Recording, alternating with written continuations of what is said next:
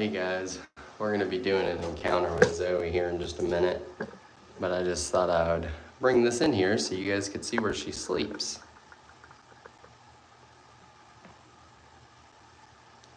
You can see she's just hanging out here, and we're getting ready to do the encounter with her, and people are going to be giving her some sweet cuddles.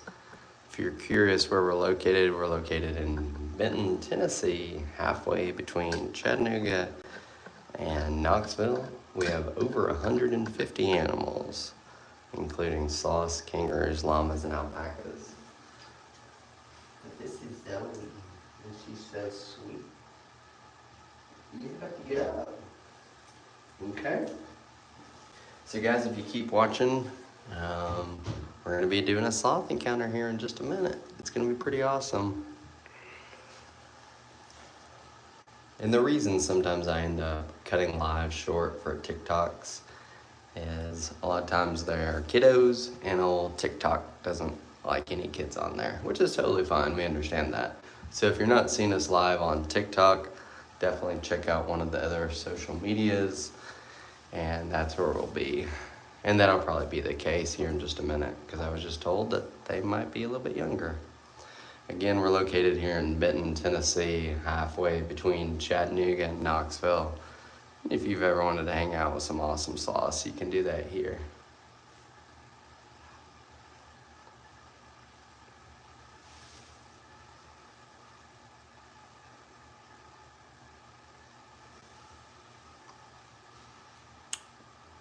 Why is nobody watching? I don't know. What do you think?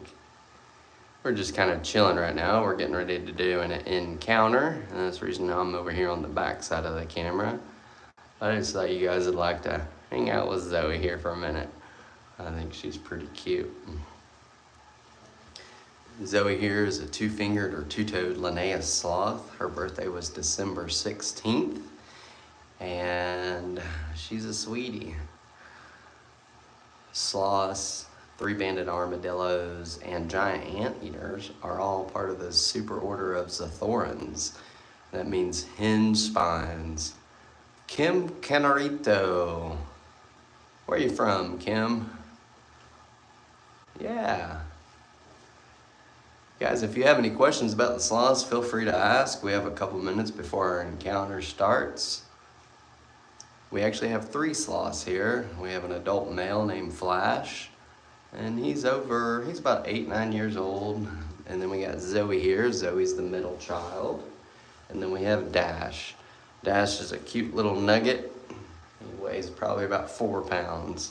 And he's not even a year old yet, but he's pretty awesome. So if you've ever wanted to come cuddle with a sloth or hang out with a bunch of animals, you can do that here at Ocoee Riverside Farm.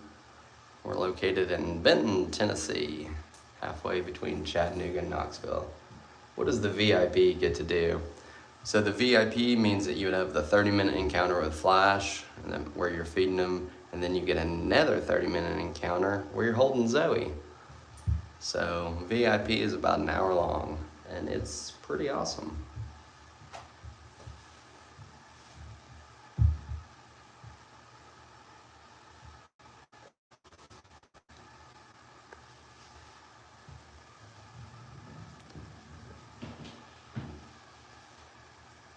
Look how she's scratching herself. How cute is that?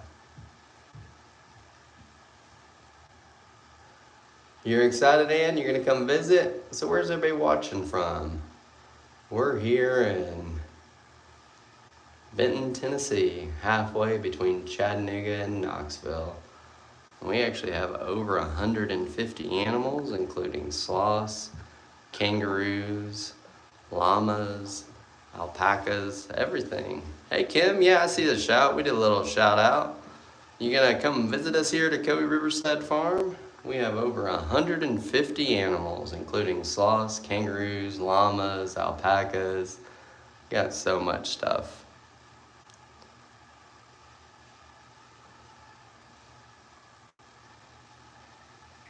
Awesome, Ann, you'll love it. It's really, really cool.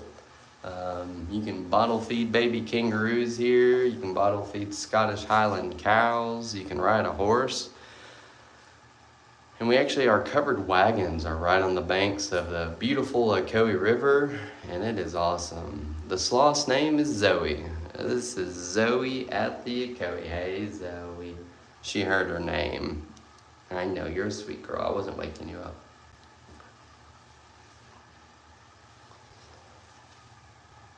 So we'll be starting the encounter here in just a minute, I believe. Put dude back in his home. Well, that's a interesting idea there, Ronnie. These sloths are about, I don't know, 10 to 20 generations removed from the jungle. And the reason that happened is they were injured and could not go back to the jungle. And the same way how they kept white rhinos from going extinct is kind of the whole premise here also. How many sloths do we have? We have 3 sloths. And we should have a 4th sloth here in a month or so. And these are all 2-toed or 2-fingered Linnaeus sloths. 3-fingered or 3-toed Linnaeus sloths do not really, they shouldn't be up here basically because they really need to eat the leaves of the sarcopia tree.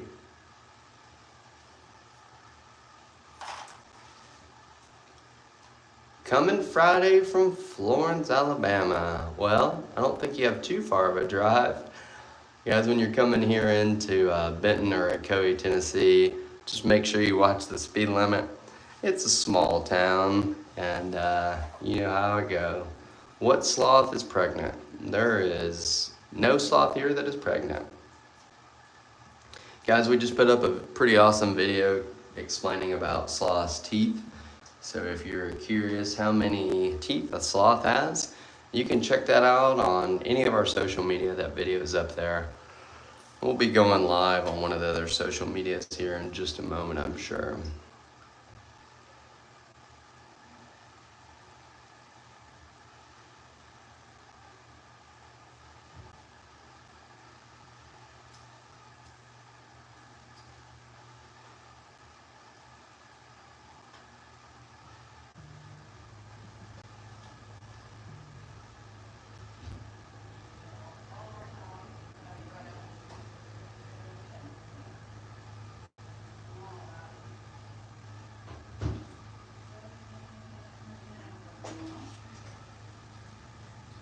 Hey Zozo, what are you doing, girl? What are you looking at? What are you doing?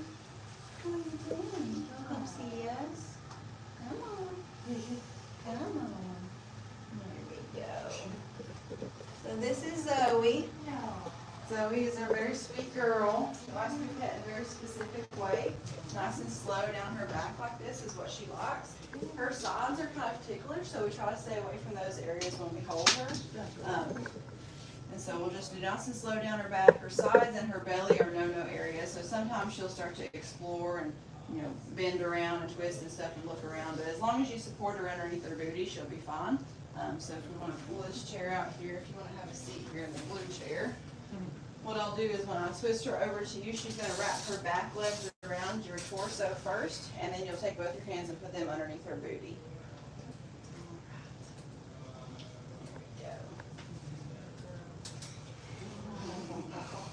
Get some snacks here for us in case she gets hungry. Zoe is a 2-toed sloth. Just don't let her get a hold of your arm there. She's going to be looking for some snacks. She knows as soon as she gets a hold of somebody new that she's going to get some snacks, so she's got me trained pretty well.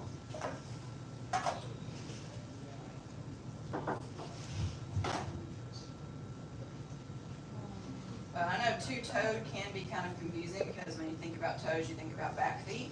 Yeah. She's got 2 toes on the front and then 3 toes on the back. All sloths have 3 toes on the back feet. She is about 17 months old now. Okay. Is she full grown? She pretty much has plateaued off and hit her peak. Yeah. She may get just a little bit bigger. They usually mature right at around 2 years old.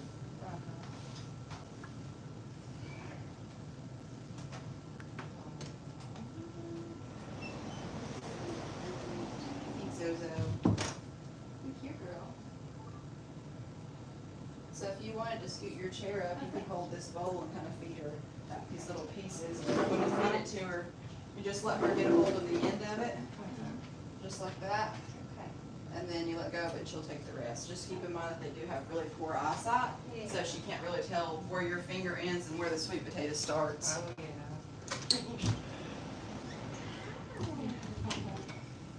But so, obviously holding a sloth like this is not something that is normal.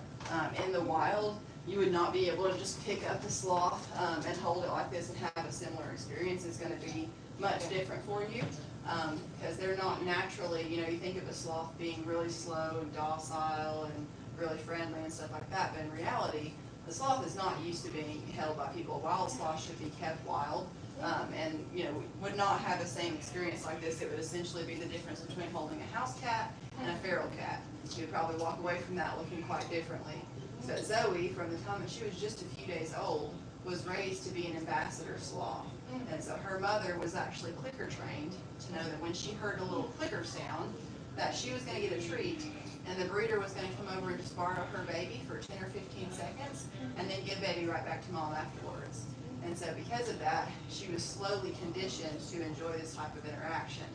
That time that the breeder would hold her would slowly increase by just a little bit more and a little bit more every day, until when the baby is completely weaned, around 4 or 5 months old of the mother's own choosing, that baby is used to being held by people for upwards to an hour a day at a time. And they kind of transition from mom being their sense of comfort to humans then being their sense of comfort once they're weaned. The breeder that we got her from has been doing it for over 30 years. What started his breeding program is she's actually a doctor of veterinary medicine, and so he was working down in Costa Rica trying to rehabilitate sloths that had been injured from the rainforest. Oftentimes what happens to them still is that they'll be going trying to cross a road using a power line. And that's fine as long as they're on one, but as soon as they make a connection over to the next one, that's when they're electrocuted. And so they were trying to rehabilitate a lot of those sloths that had that happen to them, and the ones that could not be rehabilitated and would not be able to live a normal life back in the wild eventually went into his breeding program, and that's what started it over 30 years ago. And so since then, he's had generations upon generations upon generations of sloths born and raised in captivity to get what we have now.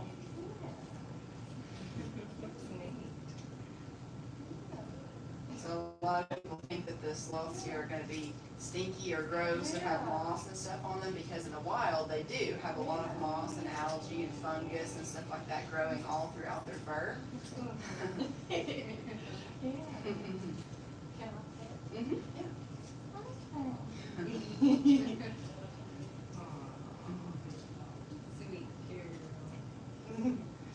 And in the wild they have all that moss and algae that's growing on them, and they use that for camouflage.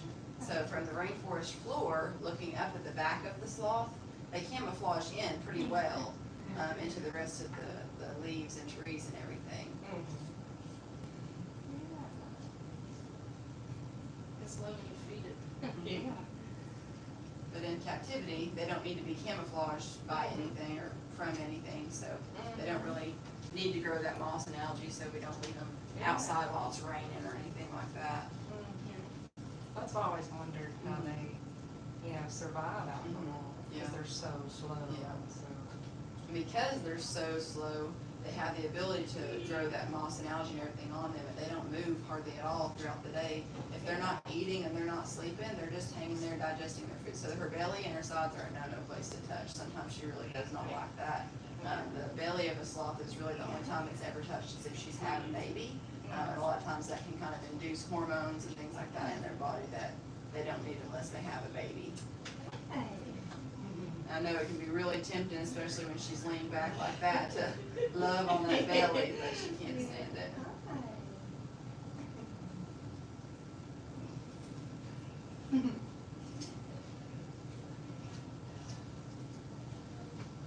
So soft. It's really soft. Yeah.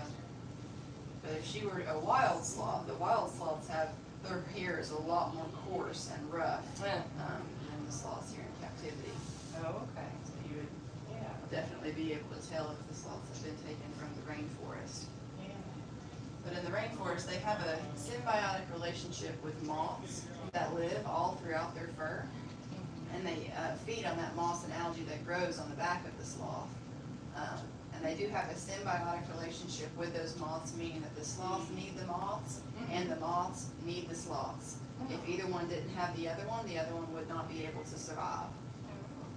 And so once a week when the sloth comes down to use the bathroom, and they do only go about once a week, about every 7 to 10 days, they come down to the base of the tree to do so. They hold it all week long. They don't, not ever once they go in the tops of the trees. They come down to the base of the tree and they use the same tree, the same side of the tree, to the same pile that they always go to. And that's because those moths require them to do that, because if they did not, they would not be able to repopulate themselves. So they come down, when this sloth comes down to the base of the tree to go to the bathroom, those moths will crawl down off of the back of the sloth and lay their eggs in the dung pile of the sloth. And then a week later, those eggs have then turned into larvae, and there's more moths coming down to lay more eggs. And then a week after that, the larva has then developed into adult moths. And those moths will climb up onto the sloth and cycle, which should be constantly repeated. And so obviously it benefits the moths because they have a transportation to and from their breeding ground, but it also benefits the sloths. So when the sloths turn around and then groom themselves, they will actually eat a portion of those moths that are on their backs. And that's their protein source in the wild. So they'll eat a small variety of bugs and insects that are on the leaves that they're eating, as well as living on themselves. And that will be the protein that they need. But the most important part of the entire relationship is that the sloth will actually lick up a portion of the moth's waste that's in the fur of the sloth, and that's where the sloth gets the bacteria to be able to digest its food. So if they did not have those moths in the wild, they would not have the bacteria to be able to digest their food, which is why they need them. And so it kind of beckons the question, well then in captivity, since obviously we don't have any moths that are living on her, how does she digest her food? And so both wild sloths and captive sloths get the first bacteria in their gut the same way. They will actually crawl onto the chest of the mother. They'll lick her in the corners of her mouth, because when she eats, the leaves that she's eating will mix with the saliva that's in her mouth and kind of bubble up in the corners of her mouth. And when the baby smells that, they're interested and they'll come up there and lick that. So then the baby will lick up just a little bit of mom's bacteria that's in her system to then start to develop its own bacteria colony. And then in the wild, they're still living on the chest of the mother, and so mom's moths are then crawling onto baby, and the baby's eating some of those and licking up some of that bacteria to then really kickstart that bacteria growth. In captivity, they do it the same way. After they get just a little bit of mom's bacteria, that bacteria colony will then start to germinate and colonate, and they'll make their own. It takes a little bit longer to do so because they don't have the moths to kickstart that. But once they've established that good gut bacteria, the captive sloths will keep that bacteria in their gut the rest of their lives, as long as temperature requirements are just right. So the bacteria that they use to digest their food is really sensitive to temperature changes, and sloths cannot maintain their own body temperature. So it is a constant 78 degrees in here year-round, because that's what temperature that bacteria thrives at. If it were to drop much below 75 degrees, that bacteria then starts to deteriorate. And if that happens to a captive sloth, they don't have the moths to be able to, repopulate that bacteria colony. Whereas in the wild, if the temperature dropped overnight, some of that bacteria colony deplenishes. All they have to do is groom themselves, lick up some more of that bacteria, and they're good to go. But in captivity like this, they lose some of that bacteria. There's not a way to get that back up, and it's really bad news for them. Which is why we always tell people, especially on our lives that are watching, is owning a sloth as a pet is an absolutely terrible idea. The sloths that we have here are not pets, they are ambassador animals. We have the same license and accreditations and everything as a zoo does. And so these guys, it takes a lot of time, energy, research, everything basically just to own a sloth. You have to be a sloth expert and have really good tight-knit connections with people in the right places, veterinarians, specialists, things like that, to be able to be on call all the time, just in case anything were to ever start to go wrong. Because their system is just so delicate and so sensitive to any type of changes. Sloths are also extremely easy to be stressed. So Zoe, obviously, she's laid out in your lap here is, you know, loving every minute of this because this is how she was raised. This is what she enjoys doing. But if you were to take a sloth that was not raised in the same way as Zoe and were not raised around people and try to have an interaction like this, i.e. a wild sloth, that could completely wipe out that bacteria in their gut and would be really difficult to get that bacteria climbing back up, even if they have those moths that they're licking up that bacteria. Which is why we offer these kinds of experiences. People here in the States that have sloths that have been bred in captivity for this type of interaction to become ambassador animals are doing this so to try to reduce on the encounters that people will do with wild sloths that are destroying that bacteria in their gut because it's extremely difficult to get that back up. So down in places like Costa Rica, Guatemala, a lot of people will go down there and they're trying to do sloth encounters with wild sloths that should be kept wild. She is probably still looking for food.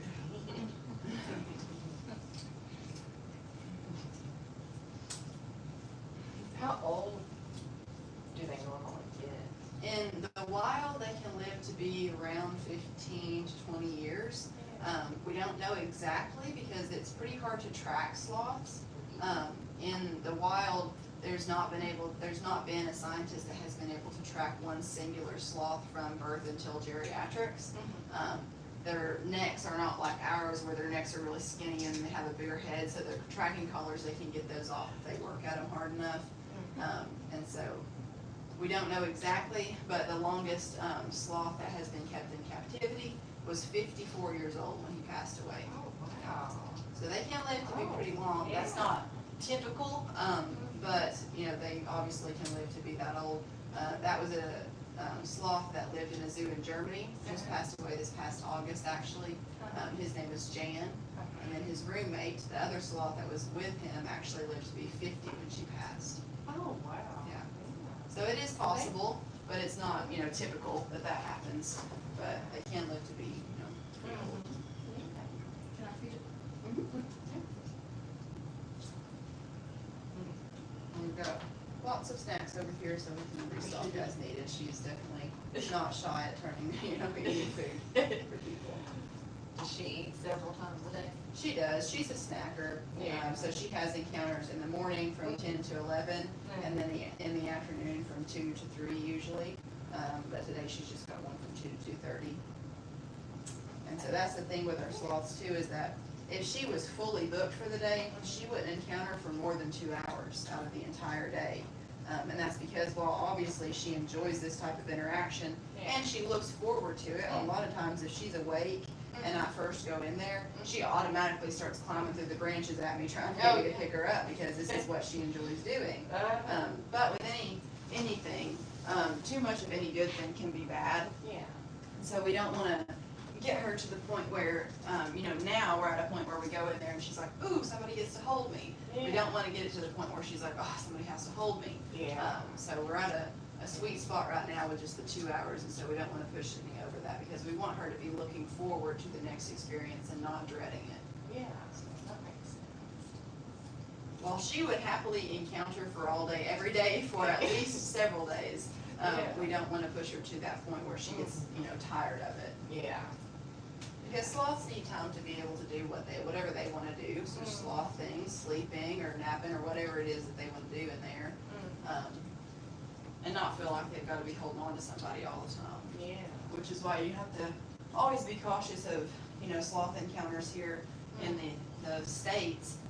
You have to really research places before you book it because some places will advertise as like drop-in sloth encounters or no appointment necessary sloth encounters. And while they may have 4 or 5 sloths, you know, you really have to question, well, how long are those sloths expected to interact with people before getting just a break to be able to do whatever they want to do? So. Yeah, that makes sense. So we've just got the 3 sloths right now. We've got Flash and Zoe, and then Dash is our baby. He's 9 months old. Yeah. Well, that's my next encounter. Oh, is it Dash? Okay. Yes. So. Yes. How old is Flash? Flash is about 7 years old. When we got him, he was already 3. We've had him for almost 4 years. And so when we first got him, he was basically we got him from a facility where he was just observation only. He was never held like this or anything. He was not raised in the same way that Zoe was raised whatsoever.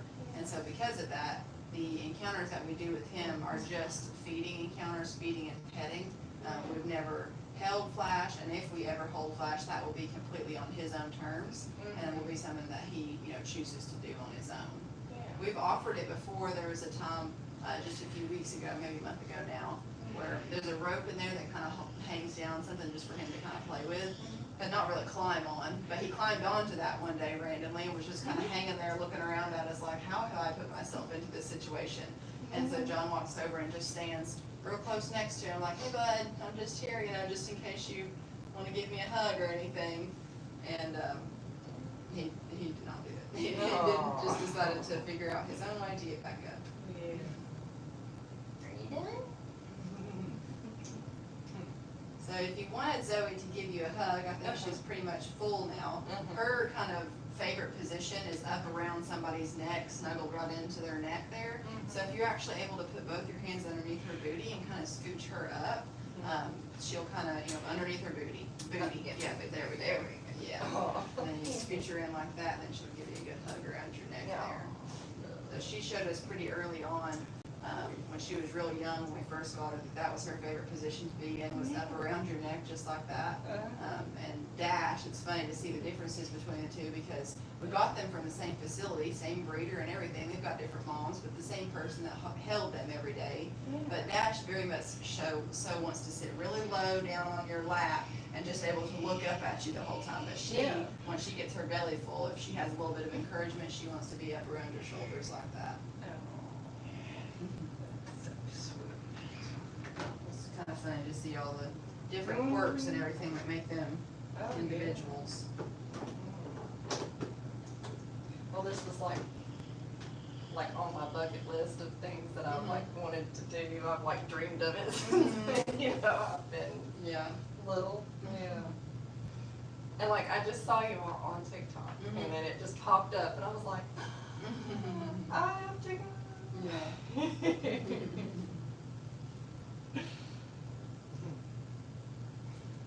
Yeah, a lot of places that have where you can hold a sloth is sometimes even in a different country or somewhere just far away. Yeah.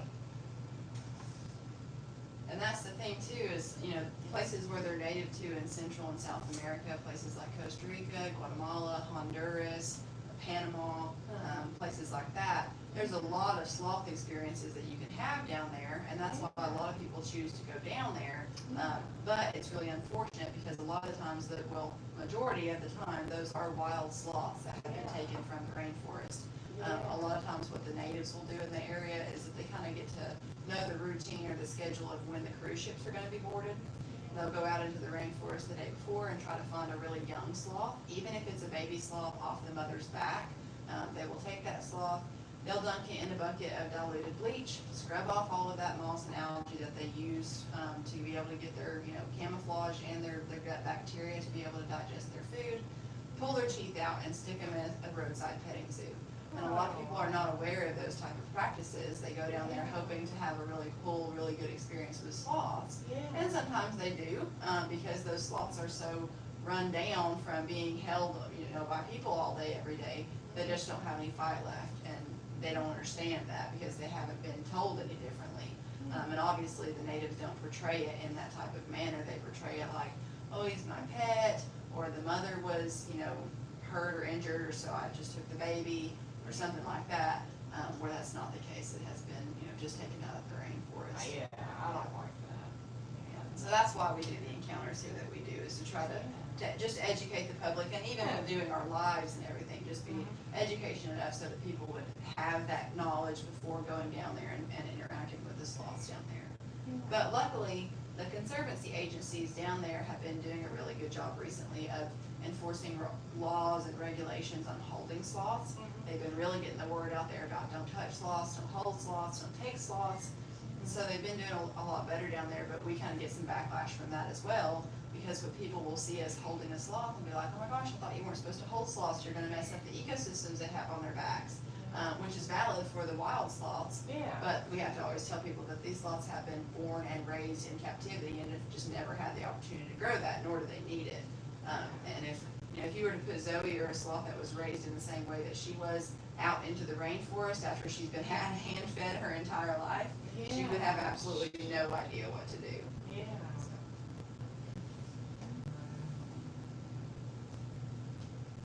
We've got about 7 or 8 minutes left. Were you wanting to hold the whole time, or did you want to hold for just a little bit towards the end here? Yeah, that's fine. But after we transfer over, we've got 7 minutes left. After we transfer over, you'll be the last one to hold, okay? So you won't have to do anything. Once she realizes that I'm sitting here, she'll reach up onto me. Come on, Zozo. Come on. Let's go, Nat. Come on, girl. There we go. So I'll have you guys trade out chairs for me. With a blue chair, it's just, you're able to kind of slouch back a little bit more and relax with her like this. Whereas if you're sitting forward, sometimes she kind of clamps down a little bit harder because she feels like she has to hold on. So she will rotate around and she'll just wrap her legs around your torso first, and then you'll support her underneath the booty.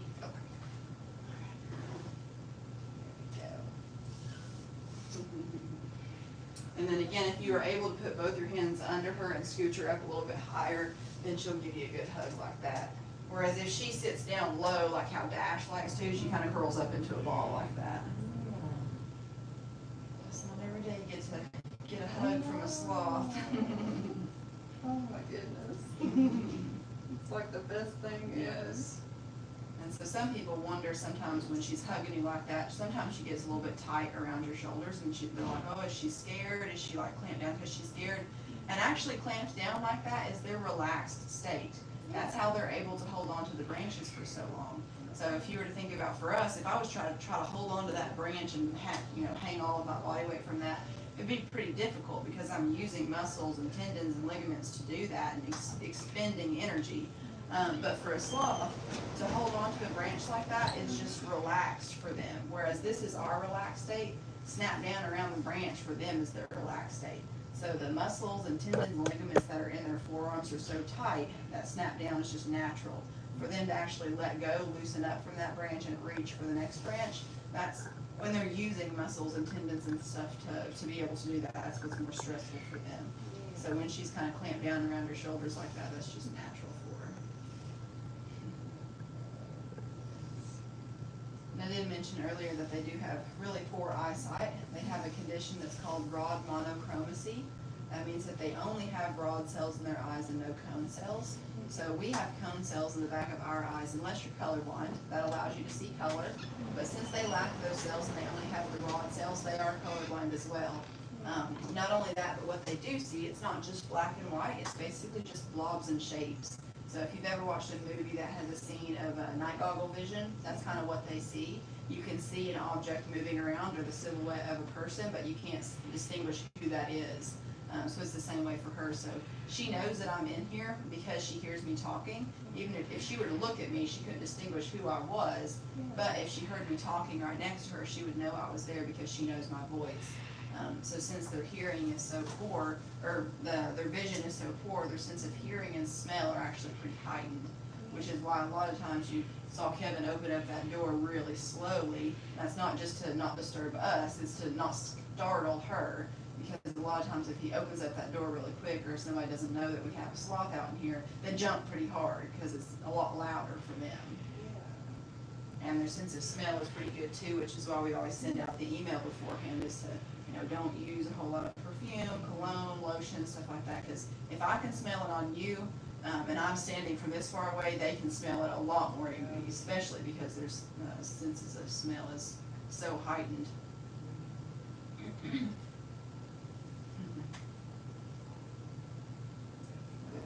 Lots of proof and evidence of holding sloth. Oh, yeah.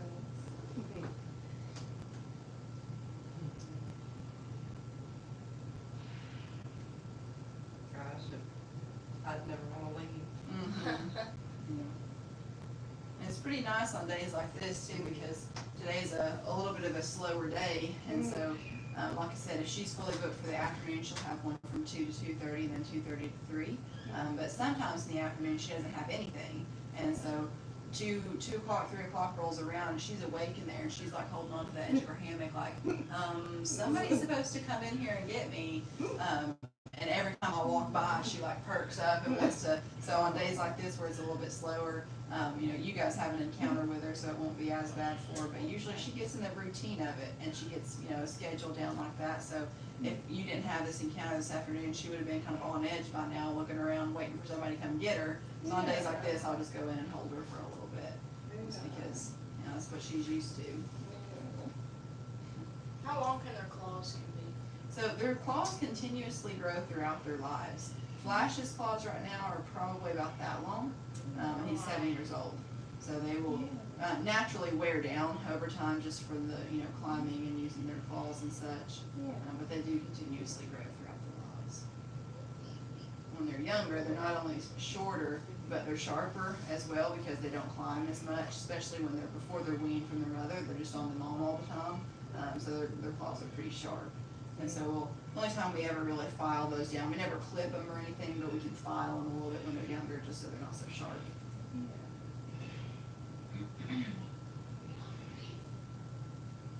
But comparatively, sloths are about 3 times stronger than people. The grip strength that they have has the ability to really clamp down on something like that. We might win in an arm wrestling contest just because of our size difference, but if we were their size, they would definitely be about 3 times stronger. They have the ability to, from the moment that they're born, hold all of their body weight, holding on by just one claw, holding onto the branch. And that would be the equivalent of, a newborn baby, holding themselves up by, just one hand, which is not going to happen. So how long can they hold on a branch for? They can hold onto that branch for their entire lives and not let go at all. If a sloth were to actually pass away holding onto a branch, they would continue to hang on to that branch until something either knocked them off that branch or something rotted. And that's because for them, clamped down is relaxed. So this for them is like this for us. When we pass away, we don't all of a sudden go like this, just as when they pass away, they don't all of a sudden go like this. Oh, it's interesting. Mhm. And they can go upside down and like hold by their feet, right? They can. Yep, so their digestive system has just a one-way valve that allows food to go into their stomach and not back out, which is why, especially the two-toed sloths are really good at, they'll hold on just by their back feet from a branch and extend all the way down, and they'll reach lower onto a branch and get some leaves down there that they like. Instead of having to go all the way back to the base of the tree, or the trunk of the tree, go back down and then go back out the next branch, they can just extend down and reach that. And then the two-toed sloths, they have 3 extra vertebrae in their lumbar spine that allows them to, when they extend down like that, actually twist their spine all the way back and get something that's behind them.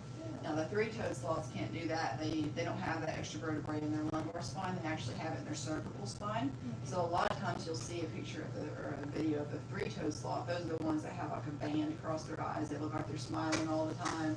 And they've got 3 on the front and 3 on the back, where they'll be holding onto a branch with all 4 feet, and they'll have their neck rotated all the way back, looking, back behind them at the camera. And that's because they have the 3 extra vertebrae in their cervical spine. And they have just a little bit of a tail. Two-toed sloths don't. But we did go about 10 minutes over, so our time, or 10 minutes past the time since we started 2 minutes late. All right, girl, I know you just got so comfy.